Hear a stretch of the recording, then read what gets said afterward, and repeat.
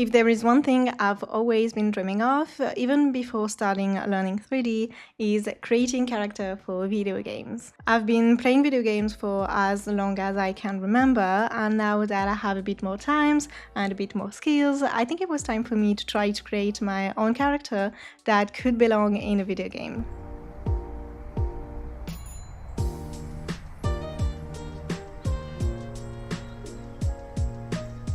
If you also follow me on TikTok, you may have come across the episode I've made about the whole journey and the trouble I had, because it was a long ride and it was definitely harder than I thought. So I thought that it would be a good idea to just make a whole video about it, talk a bit about my process, what I've learned, the mistakes I made, and give you the steps and the best tips to follow if you want to create a project like this one. Okay, so first I knew that I needed to be well organized, so I wrote down all of the things that I knew that I will have to do, from concept to animation. To help me create the character, I started by first writing down some ideas that I got and answer the question who, when, where, why, and how. Making sure I answer all of these questions will help me to have a more consistent character at the end, and will also help me to have a character that have a unique look and a unique personality. For example, for me, I created a character named Leora. She lives in a kind of techno-naturalism world where nature has disappeared, which makes the air unbreathable. So everybody lives in like bunker where they grow plants and have recreated an environment like they used to have in the outside world. But Leora, our character, she's part of a group of explorers that believe that maybe somewhere outside there are still traces of nature, like it could be water, it could be plants, whatever. So she goes outside of the bunker with her backpack that contains plants that recreate air for her to breathe through her mask, and so she goes on an adventure to try to bring back nature.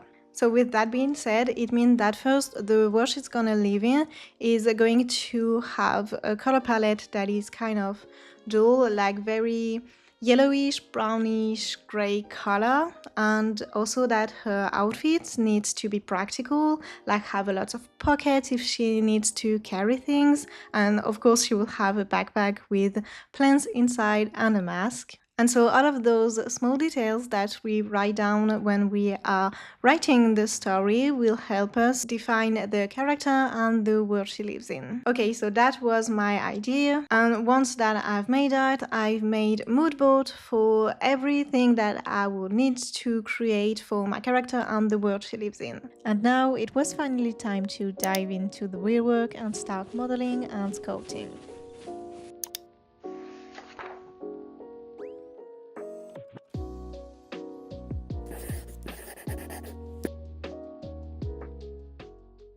So I first sculpted the body and the face. For sculpting the body, the best tips I could give is to use references and start with simple shapes and build the body from them. Once you will have placed those simple shapes, you will be able to merge them and sculpt from there. Then I sculpted the clothes and even some accessories like some little pouch, because I wanted a like semi-realistic look, if that makes sense, like not something too realistic, but not something that is like cartoon style. So I thought that with sculpting and adding like lots of folds and stuff like that, it will help me to achieve this look. Plot twist, it didn't really work, you will see why later. Then it was time for retopology.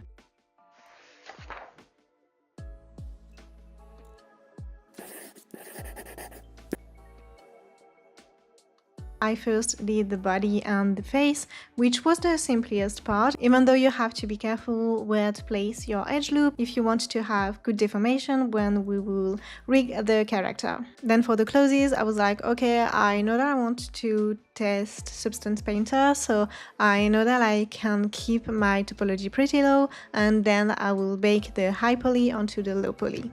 And actually that was like maybe one of the first time I was using this method, but it was pretty simple in fact. You just need to have your high mesh, then a low version of it, and you have to make sure they are really in the same position and scale and rotation on your 3D viewport. Really make sure they are overlapping and then export both of them in FBX. Then in Substance Painter, you first import the low version and then you're going to bake the high poly version on top of it. I'm not going to show you all of the process because it's not a Substance Painter tutorial, but I just wanted to show you how easy it is. And if you have some error while baking, it may be because of the UV of the low poly version, so make sure you have unwrapped it well, and don't worry, I will give you tips on how to unwrap your mesh later in this video. And so that's what I did for almost all of my character. Like I did her jacket, her top, pants, her shoes, and the 2 little pouch. And even though I kind of liked the result on Substance Painter, I really didn't like what it looked like on Blender. I still haven't figured out why I have such differences between Substance Painter and Blender. I think it might be a matter of geometry node, so I will be trying to fix that. If you have any ideas of what the problem could be, please let me know in the comment. And so once I was there, I simply started to hate everything I have. I didn't like how everything was looking. It wasn't like what I had in mind. And I know that it was mostly because I didn't had any concept art to rely on, and I think I got a little bit lost along the way. So I took the harsh decision to, yes, start over. Well, not everything. I didn't kept the face, but I did kept the body. I kept the shoes, but not the clothes. And I kept all of the accessories, but threw away all of the texture. For the face, I wanted something a bit more defined, a bit more adult and serious. So I sculpted a new face, redid the topology, and then just merged the new face I did with the body I have made before. Then for the clothes, instead of trying to sculpt them like I did, I used Marvelous Designer instead. And I'm really happy I did that because, in my opinion, the new clothes looks way better than the old one. So once that was made, I imported everything on Blender and I redid the topology. And what I didn't know at that time is that on Marvelous Designer, you can actually export in quads instead of triangle. So I think that knowing that before would have saved me tons of time. And now that all of the modeling and sculpting part was done, it means that I could start making texture. But before I actually make the texture, we need to UV unwrap everything to make sure our texture will look good.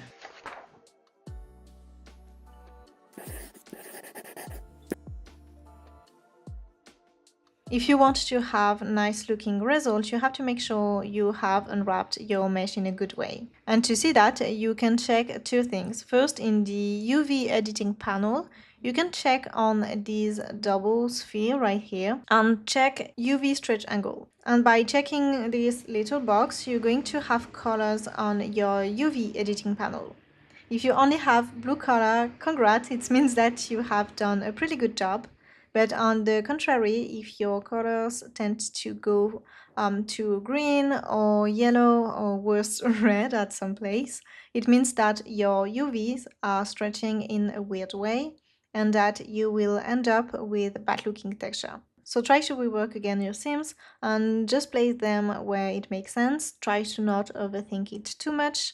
And also on things like Pinterest, you can find some references to help you by just looking for like UV unwrap shirt, for example. Then the second things to do to have an overview of what the texture would look like is to add an animate texture, but instead of blank in the generated type, you're going to choose UV grid.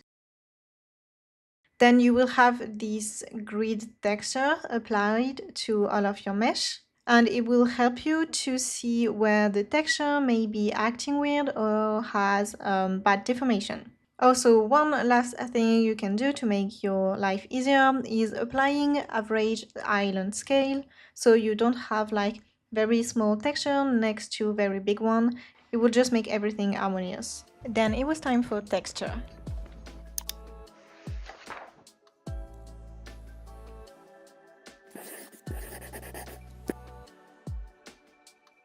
And this time I didn't use Substance Painter, I stick to Blender, and I added some details like zippers and seams. I really try to keep my textures simpler by using either texture that I have already made on previous projects or by following some tutorials I find on YouTube. Then I struggled a bit with the color, but that's something I'm used to. I've always have some trouble finding which color to put on my character, which color are matching together to just have a good looking palette at the end. But the best method I found was just to open a new file, put my character on it and just test some colors and just see what is working the best. Okay, so now that texture was done, it was time for rigging.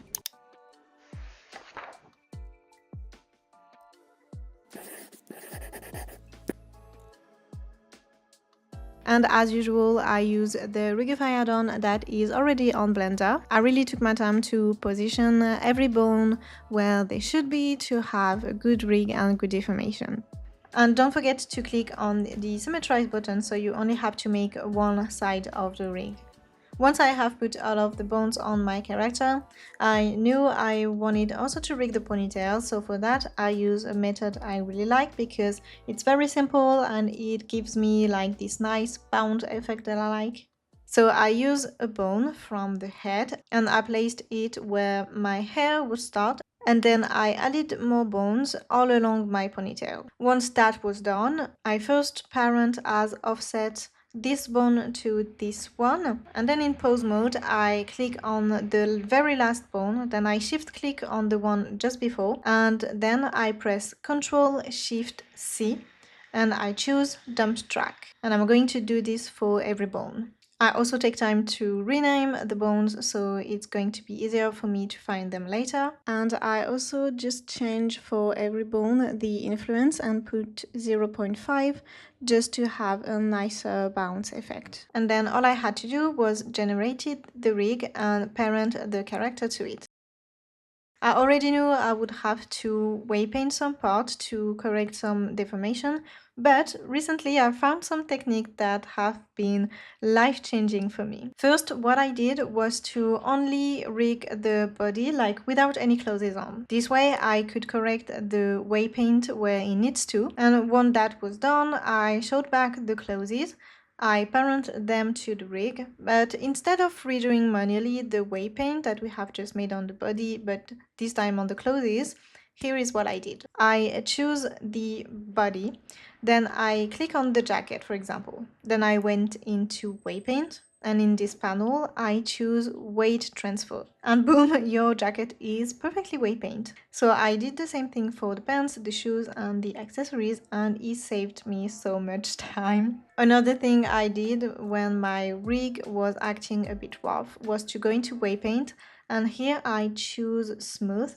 I increased a bit the factor and the iteration a few times, and it just helped me to make the deformation a bit smoother. And again, I really took my time to adjust the rig and the weight paint part, correcting what wasn't right. And yes, this part took me a long time, but I swear it's worth it and it will make just your life easier when it comes to animation. And speaking of animation, I wanted to do two things. I wanted to first create some poses and then try to do a walk cycle.